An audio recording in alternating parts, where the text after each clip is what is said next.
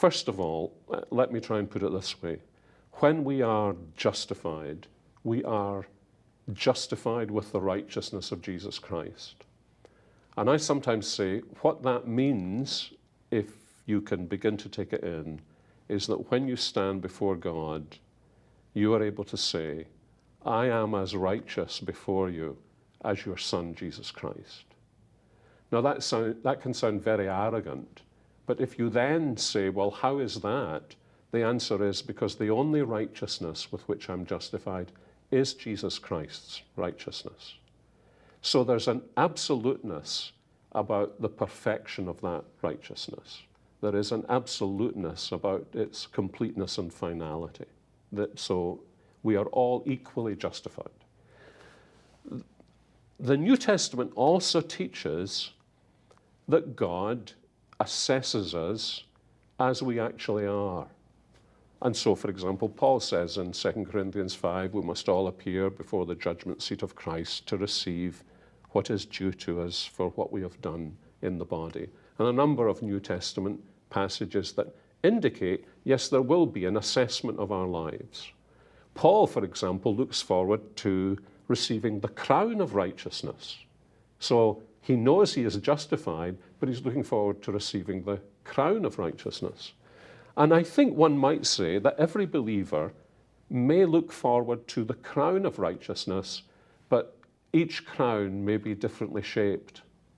I personally have found the parable that Jesus tells very helpful in this respect.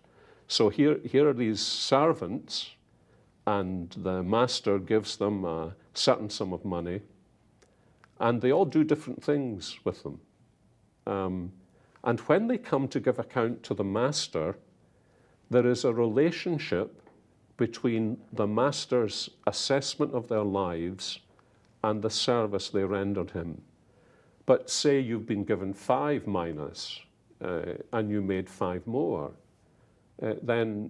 so what's the assessment? Well, he says, how about me making you mayor of 10 cities? That's the language Jesus uses, putting people in charge of 10 cities. And the only relationship between the minas and the cities is the number. That's, I think, a little indication you need to connect these two things.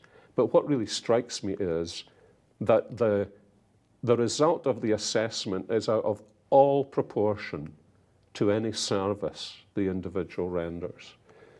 And so I imagine ourselves standing before the judgment seat of Christ. So there's you and myself, Nathan, and the Lord assesses our lives, and then he puts you in charge of Adelaide and Sydney and Melbourne and Canberra, and you say, Lord, what did I ever do? I mean, I know I did great things for Ligonier, but what did I ever do to deserve this? And I envisage him, theologically at least, saying, Nathan, will you never understand? It is all entirely of my grace.